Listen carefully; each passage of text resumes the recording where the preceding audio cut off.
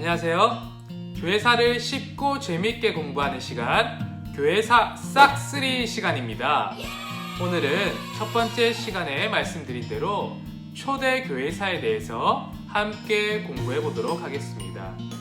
초대 교회사는 세 부분으로 나누어지는데요. 사도시대, 속사도시대, 교부시대로 나누어집니다. 오늘은 AD 27년부터 100년까지의 기록으로 남아져 있는 사도시대의 교회에 대해서 함께 살펴보도록 하겠습니다. 준비되셨습니까? 출발해 보시죠. 교회는 누구에 의해 설립이 되었을까요? 우리 주 예수 그리스도입니다. 교회는 예수 그리스도의 생애와 가르침, 복음 전파로부터 시작되었습니다. 그의 생애와 사역, 천국 복음의 전파, 십자가와 부활, 그리고 부활 이후 오순절 성령까지 교회 탄생의 직접적인 시작이라고 할 수 있습니다. 특히 오순절날에 있었던 언어의 일치 사건은 앞으로 언어의 장벽, 사회적 계층, 민족의 한계를 넘어 이 복음이 전파될 것을 예고해 주는데요. 제자들이 오순절 성령을 체험한 후에 그리스도를 전파하니 곳곳에서 회심의 역사가 일어났고 그곳에 최초의 교회인 예루살렘 교회가 세워지게 되었습니다. 당시 오순절 성령을 체험한 제자들은 집에 앉아서 가만히 있을 수 없었습니다. 성령의 뜨거운 불길이 그들을 사로잡았고 그들은 나가서 그리스도를 전하였습니다. 예수를 믿으시오. 예수를 믿는 자마다 멸망치 않고 영생을 얻게 될 것이요. 예수를 믿으시오. 당신의 집이 구원을 얻게 될 것이요. 이렇게 그들은 예수 그리스도를 전파하였고 그곳에 최초의 교회인 예루살렘 교회가 세워지게 되었습니다. 그래서 4세기 신학자인 어거스틴은 오순절 사건을 가리켜 교회의 생일이다 라고 부르기도 하였습니다. 이처럼 기독교는 관념이나 사색의 종교가 아니었습니다. 역사의 한 시점에서 이 땅에 오신 예수 그리스도의 삶과 가르침에 기초한 역사의 종교라 할 수 있습니다. 교회는 1세기 유대적 배경과 헬라 문화적 배경, 그리고 로마의 정치적 상황 가운데서 설립이 되었고 점차 여러 지역으로 확산되어 갔습니다. 복음을 따르던 자들은 예수님을 주라고 고백하였고요. 이들을 그리스도인이라고 부르기 시작했습니다. 후에 그리스도인들을 유대교와 구별하기 위해 나사렛파라고 부르기도 하는데요. 나사렛에서 난 예수 그리스도를 따르는 자들이라고 해서 나사렛파라고 부르기도 했습니다. 교회 설립 후 약 30년간의 역사를 보여주는 최초의 교회사 자료가 있습니다. 무엇일까요? 바로 사도행전입니다. 사도행전은 사도시대 교회의 유일한 자료인데요. 복음의 전파 과정을 1차, 2차, 3차 전도 여행을 통해서 보여주고 있습니다. 복음 전파 과정에서 가장 크게 기여한 인물은 바울이었습니다. 그는 3차례에 걸친 전도 여행을 통해 이방 지역에 복음을 전하였습니다. 처음 예루살렘을 중심으로 소아시아 지역으로 확산되었고 안디옥을 거점으로 하여 아시아와 유럽으로 전파되어 당시 제국의 수도였던 로마까지 전파되게 되었습니다. 이처럼 복음 전파 과정에 크게 기여한 바울은 3차 전도 여행을 마치고 예루살렘에서 체포되어 가이사라에 구금이 되었고요. 이후 로마 감옥에 다시 구금되게 되었습니다. 그 이후에 바울의 사적에 대해선 정확한 기록이 남아있지 않고요. 하지만 대부분의 학자들은 로마 감옥에서 일시 석방되어서 로마 제국의 동부 지역을 바울이 순회하였고 64년 네로의 박해 시에 로마에서 순교한 것으로 보고 있습니다. 이 사실을 몇 가지 기록이 확인해 주고 있습니다. 로마의 클레멘트는 95년경에 고린도 교회에 보낸 편지에서 바울은 온 세상의 진리를 전하고 서쪽 끝까지 여행하였다라고 전하고 있습니다. 또한 180년경에 쓴 무라토리아 단편에서도 바울이 로마를 떠나 에스파냐로 떠났다라고 말하고 있습니다. 뿐만 아니라 역사가인 유세비우스도 그의 교회사에서 바울이 다시 복음을 전하다가 로마에서 순교하였다라고 기록하고 있습니다. 우리는 1세기 교회를 생각하면 고난과 핍박을 먼저 떠올립니다. 하지만 1세기는 교회가 폭발적으로 성장하던 시기였습니다. 사실 교회는 성장하기 어려운 조건에 있었습니다. 유대인들은 기독교를 나사렛 이단으로 간주하여 탄압하였고요. 로마인들은 기독교 복음을 가리켜 받지도 못하고 행하지도 못할 풍속이라고 말했습니다. 헬라인들은 복음을 낯선 것이고 어리석은 것이라고 말하기도 했습니다. 이처럼 기독교는 로마 제국 하에서 불법의 종교였습니다. 교회는 탄압을 받고 있었고 공개적인 복음 전파가 불가능한 시기였습니다. 그래서 역사가인 알렌 클라이더는 초기 교회 지도자들이었던 교부들의 문서를 보면 전도에 대한 권면이 없었다라고 말을 합니다. 그 이유는 기독교는 로마 제국 하에서 불법의 종교여서 회집의 자유를 누리지 못하고 있었고요. 정상적인 재산 취득도 불가능한 상황이었습니다. 그러다 보니 당연히 교회당 건물도 소유하지 못했습니다. 그로 인해 그들은 가정집에 모여서 예배할 수밖에 없었는데요. 이를 우리는 가정교회라고 부릅니다. 이렇게 교회 건물은 꽤 오랫동안 지어지지 못하였습니다. 교회 건물이 최초로 발견된 때는 256년 유프라테스강 유역의 두라 유로포스에서 발견이 되었는데요. 고대 도시 두라를 헬라인들은 유로포스라고 불렀습니다. 이곳에서 영국 군대에 의해 1920년에 발굴되었습니다. 이때 예배당이 약 200년경에 세워진 것으로 보아 예루살렘 교회가 세워진 이래 약 200년간은 교회당을 갖지 못하였음을 알 수가 있습니다. 이런 상황에서 기독교인이 된다는 것은 상당한 희생을 요구했습니다. 그럼에도 불구하고 기독교는 신속하게 세계로 확산되었습니다. 사도행전을 보면 첫 수세자가 3,000명 정도가 되었다라고 말하고 있고요. 곧 남자만 5,000명으로 확대되었음을 보여주고 있습니다. 이후에 사도행전에서는 더 이상 교인 수를 명시적인 숫자로 말하고 있진 않지만 많은 이들이 개종하여 교회 공동체의 일원이 되었음을 언급하고 있습니다. 바울을 비롯한 사도들과 전도자들은 도시 지역을 중심으로 복음을 전파하였는데요. 이것은 그들의 전도 방법이었습니다. 최대한 사람들이 많은 곳에 가서 많은 사람들이 복음을 듣게 하는 것이었습니다. 이들의 전도 방법은 매우 성공적이었고요. 복음을 영접한 이들은 점차 고향과 중소지역으로 퍼져나가면서 그곳에서 복음을 전파하기 시작했습니다. 그 결과 역사가들은 AD 115년경 정도에는 로마 제국 전 지역에 이 기독교가 전파되었다라고 말하고 있습니다. 이와 같은 사실은 여러 자료에서 증명해 주고 있는데요. 2세기 초 플리니는 트라이안 황제에게 보낸 편지에서 미신과 같은 기독교의 전염력은 도시들에만 미치는 것이 아니라 이미 마을과 시골에까지 미치고 있다라고 전하고 있습니다. 또한 2세기 후반에 디오그네투스에게 보낸 편지에는 그리스도인의 수가 날마다 늘어나고 있다라고 기록하고 있습니다. 3세기 중반에 오리겐 역시도 수많은 믿음의 사람들이 생겨나고 있다라고 기록하고 있습니다.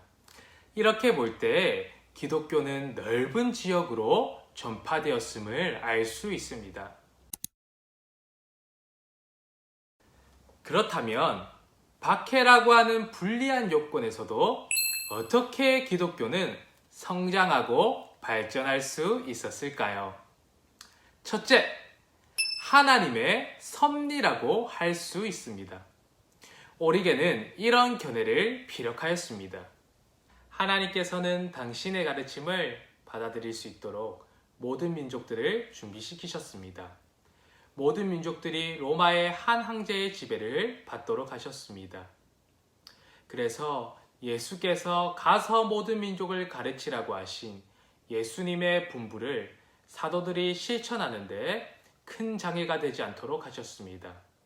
만일 여러 왕국이 난립하여 있었더라면 예수의 가르침이 온 세계로 퍼져나가는데 난간이 생겼을 것입니다. 라고 하였습니다. 로마는 이탈리아 반도의 작은 도시였습니다. 하지만 예수님이 태어날 당시에는 세계에서 가장 큰 제국이었습니다. 제국이란 황제가 다스리는 거대한 나라들의 총합을 말합니다. 황제인 아우구스투스는 여러 나라를 한 나라처럼 다스리기 위해서 강력한 군대와 유용한 법체계를 개발했는데요. 정복한 나라에는 혹시나 반란이 일어날 것을 대비해서 군대를 빠르게 보낼 수 있는 길을 만들었습니다.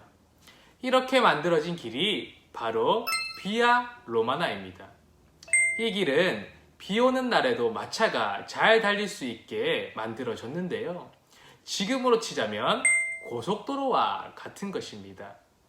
그래서 모든 길은 로마로 통한다라고 하는 말이 생겨나게 되었습니다. 그런데 놀랍게도 복음이 이 비아 로마나를 통해 전파되게 되었습니다. 바울이 전도여행을 했던 길이 비아 로마나였습니다. 로마 제국이 복음을 전할 길을 미리 닦아놓은 셈이 되었습니다. 이뿐만이 아닙니다. 로마 제국의 언어는 그리스어, 헬라어로 통일되어 있었습니다. 그래서 어느 나라를 가든지 헬라어를 사용하였는데요. 이 공통어인 헬라어로 신약 성경이 기록되었습니다. 따라서 로마 제국 어디에서나 복음을 전하고 성경을 읽을 수가 있었습니다. 이러한 하나님의 놀라운 섭리 속에서 복음은 신속하게 전파되어 간 것입니다. 둘째, 복음에 대한 뜨거운 확신이 있었기 때문입니다. 처음 로마인은 그리스도인들에게 별 관심이 없었습니다. 그리스도인들의 숫자도 얼마 되지 않았습니다. 하지만 분위기가 서서히 바뀌었습니다. 로마인들이 그리스도인들을 미워하기 시작했는데요.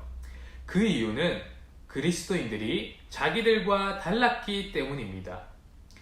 그들은 로마인이 즐기는 생활을 따라하지 않았습니다. 로마 신전에 가서 신들에게 제사를 하지도 않았고 재미있는 격투 경기를 보러 콜로세움에 가지도 않았습니다.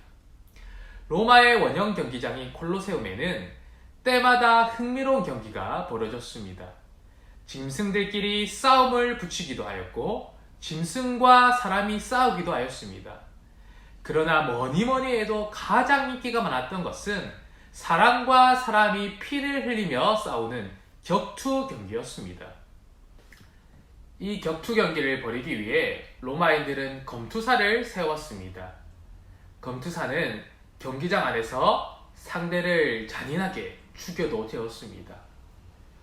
대부분의 로마인들은 이렇게 피를 흘리고 살인이 벌어질 때마다 열광하며 환호했습니다. 그러나 그리스도인들은 폭력을 즐기는 것을 싫어했습니다. 대신 그들은 정해진 시간에 한자리에 모여 예배를 드렸습니다. 예배에는 반드시 성만찬이 있었습니다. 그리스도인들은 식탁에 둘러앉아 그리스도의 살을 먹고 피를 마셨습니다. 그런데 문제가 생겼습니다. 로마인들이 여기저기서 그리스도인들이 피와 살을 먹는다더라, 이런 말도 안 되는 소문을 듣고는 퍼뜨리기 시작했습니다. 살, 피, 먹고 마신다 라고 하는 단어를 가지고 그리스도인들은 비밀리에 자기들끼리 모여 사람의 살과 피를 먹고 마신다 라고 하는 말을 퍼뜨리기 시작합니다. 로마인들은 성찬식을 그렇게 오해했습니다. 제대로 된 팩트 체크도 하지 않고 가짜 뉴스를 퍼뜨려 버린 것입니다. 소문은 아주 빨리 퍼져갔고 교회와 그리스도인들은 사악한 사교 집단이자 반사회적인 모임으로 취급받기 시작했습니다. 그 중에서도 그리스도인들을 가장 악하게 핍박했던 황제는 네로였습니다. 네로가 통치할 때 로마에 큰 불이 난 적이 있었는데요. 그때 얼마나 큰 불이 났는지 5일 동안 꺼지지 않았다고 합니다. 로마 시민들은 분노가 폭발했고 네로가 새로운 왕궁을 짓기 위해 로마에 불을 붙였다라고 의심을 했습니다. 그러자 네로는 이 시민의 분노를 잠재우기 위해 로마에 불을 낸 것은 그리스도인들이다 라고 누명을 씌웠습니다. 과격한 그리스도인들이 불을 낸 것이라고 한 것이죠. 네로는 이때부터 그리스도인들을 잡아 자신의 궁궐 정원에 나무를 세워 매달고 몸에 기름을 발라 불태워 그리스도인들을 죽이기 시작했습니다. 그 후에도 그리스도인들을 계속해서 박해하기 시작했습니다.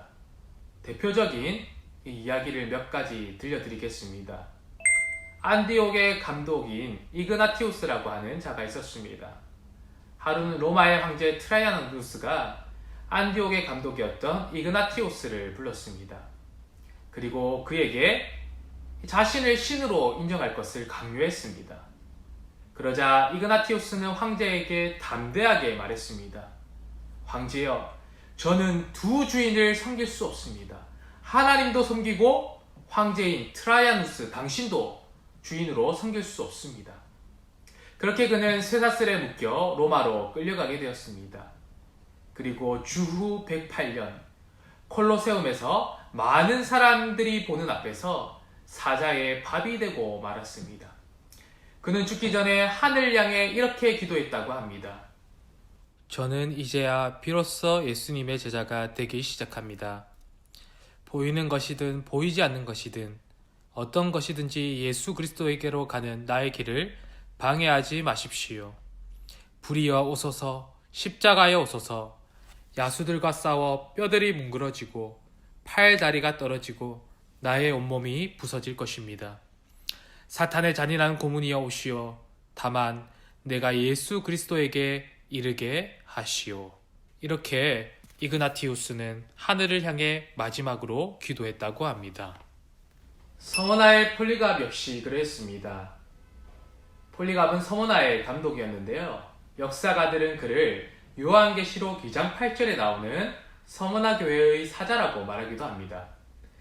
이 폴리갑이 시골 농장에 피신해 있다가 로마 군인들에게 체포되어 형장으로 끌려가게 되었습니다. 재판관이 백발 노인이 화형당하는 것을 측은하게 여겨서 그에게 예수를 부인하는 말 한마디만 하면 풀어주겠다라고 이야기합니다. 로마 황제에게 충성을 맹세하기만 한다면 그를 풀어주겠다라고 말합니다. 하지만 폴리갑은 단칼에 거절하며 이렇게 이야기했습니다. 내 나이 86살이 되도록 내 주 그리스도께서는 나를 한 번도 모른다라고 하신 적이 없는데 내가 어떻게 그분을 부인할 수 있겠습니까? 라고 말하였습니다. 그렇게 형장에서 폴리갑이 잡혀왔다는 소문을 들은 사람들은 모여들어 그를 죽이라고 소리쳤습니다. 하지만 참 신기한 일이 일어났습니다. 폴리갑은 맹렬한 불꽃 속에 쌓이게 되었는데 그 불꽃이 그의 몸을 태우지 못하는 것이었습니다. 이를 지켜보던 군인이 그의 몸을 찔러 피가 쏟아지면서 그 피가 그 불을 껐다라고 말을 하고 있습니다. 그렇게 기록은 폴리갑의 마지막을 전하고 있습니다. 물론 모든 그리스도인들이 핍박을 이겨낸 것은 아닙니다. 잔인하고도 혹독한 핍박에 굴복하고 배교한 사람들도 있었습니다. 주 250년경 로마 황제 데키우스가 그리스도인들을 아주 심하게 괴롭히자 적지 않은 그리스도인들이 배교했습니다. 성경책을 내어주었고요. 예수님을 부인하고 황제에게 절하고 집으로 돌아가기도 했습니다. 하지만 당시 교회는 시간이 지나 회개하고 돌아오는 자들을 일정한 절차를 거쳐서 다시 교인으로 받아주기도 하였습니다. 순교하는 이들을 보던 많은 이들은 그리스도인들에게 어떤 힘이 있다라고 탐복하였고 육신의 고통을 이길 수 있는 어떤 신비한 능력이 있는 거 아닌가라고 생각을 하기도 하였습니다. 이들은 복음에 대한 확신과 하나님이 주신 담대함으로 순교하였습니다. 순교자들의 용기 있는 죽음은 신앙에 대한 관심을 일으켰고 그로 인하여서 신기하게도 복음은 계속해서 퍼져가게 되었습니다. 셋째, 진정한 이웃사랑을 실천했기 때문입니다. 이것은 기독교회가 가르친 중요한 가치였습니다. 이들은 심지어 박해하는 자들까지도 예의와 겸손한 자세를 보여주며 사랑을 실천했습니다. 초기 교회가 보여준 이 사랑의 실천에 대한 아주 특이한 그런 호칭이 있었습니다. 파라볼라노이라고 하는 호칭이었는데요. 그 의미는 위험을 무릅쓰는 자들이다 라고 하는 뜻이었습니다. 세상 사람들이 이 그리스도인들에게 붙여준 별명이었습니다. 당시 전염병이 유행한 적이 있었습니다. 1세기에 전염병이 유행했을 때 종교와 상관없이 수많은 이들이 사망을 하였습니다. 부유한 이교도들은 달아났고 감염된 사람들을 내다버리거나 이들과의 접촉을 피해 다들 도망을 갔습니다. 자식이 부모를 버렸고 부모가 자식을 버리고 도망을 갔습니다. 그러나 나중에 도시에는 죽은 이들의 시체가 점점 쌓이고 있었습니다. 이런 위험한 상황 속에서도 그리스도인들은 환자들에게 다가가 그들을 돌보고 음식을 공급하며 보살펴 주었습니다. 끝까지 소외되고 가난한 이들을 또 아픈 이들 옆에서 자리를 지킨 것이었습니다. 그들은 사랑을 실천하기 위해 감염의 위험을 감수한 것이었습니다. 이들에게 세상 사람들은 파라볼라노이, 위험을 무릅쓰는 자들이라고 하는 그런 별명, 그런 호칭을 지어 주었습니다. 이런 기독교의 정신은 후대에도 이어졌습니다. 유럽 지역의 천연두와 스페인 독감이 유행했을 때 유럽 인구의 절반이 사망을 했습니다. 그때에도 많은 이들이 도망을 가거나 사람들을 버렸지만 기독교인들은, 그리스도인들은 환자들을 끝까지 보살폈습니다. 초기 한국의 상황도 그러했습니다. 많은 사람들이 나병 환자들을 외면했습니다. 하지만 그리스도인들은 그들의 고름을 닦아내며 그들 옆에서 끝까지 자리를 지켰습니다. 그러다 보니 기독교 복음에는 생명력이 있었습니다. 이 사도시대 교회도 이 생명력이 있었습니다. 아무리 아름답게 포장해도 내용이 죽은 것이면 생명력이 없습니다. 가식과 위선일 뿐입니다. 하지만 정말 진실된 사랑의 실천은 그 무엇보다도 강한 힘이 있었습니다. 그 결과 기독교 복음은 타오르는 불길처럼 유럽 전 지역으로 퍼져만 갔습니다. 이뿐만 아니라 초대교회는 평등의 가치를 실현해 가기도 했는데요. 그리스도 예수 안에서 어떤 구별도 없었습니다. 유대인이든 이방인이든 자유인이든 노예이든 남자이든 여자이든 그리스도 안에서 동등했고 하나였습니다. 우리는 이 초대교회의 숭고한 정신, 평등의 정신, 팔라볼라노이의 정신을 이어받아야만 합니다. 우리 교회 안에 차별받는 사람이 없어야 하며 우리 지역사회에 가난하고 소외된 자들이 있다면 우리는 위험을 무릅쓰고서라도 사랑으로 돌보고 실천하는 그런 교회가 되어야만 할 것입니다. 이것이 교회가 가진 생명력이고 그리스도인들이 가진 생명력입니다. 우리 교회가 초대교회가 가졌던 그 생명력을 가지고 있는 교회가 되기를 원합니다. 여전히 오늘날에도 우리 하나님께서는 기독교 복음의 생명력이 우리 교회를 통해서 나타나기를 원하십니다. 우리가 이 일에 쓰임받는 한 사람 한 사람이 되기를 소원합니다. 두 번째 시간 어떠셨나요? 오늘은 초대교회사 안에서도 사도시대 교회에 대해서 함께 살펴보았습니다. 처음 듣는 이야기도 있었을 것이고요. 또 이미 알고 있던 이야기들도 있었을 것입니다. 다시 한번 교회의 역사 가운데 있었던 그 사건들을 바라보면서 하나님의 은혜에 또 감탄하고 믿음의 선진들의 숭고한 신앙에 감탄하는 시간이 되었었기를 바랍니다. 다음 시간에 또 새로운 이야기 보따리를 가지고 돌아오도록 하겠습니다. 교회사를 쉽고 재미있게 알아가는 교회사 싹쓸이 시간이었습니다. 다음 시간에 뵙겠습니다.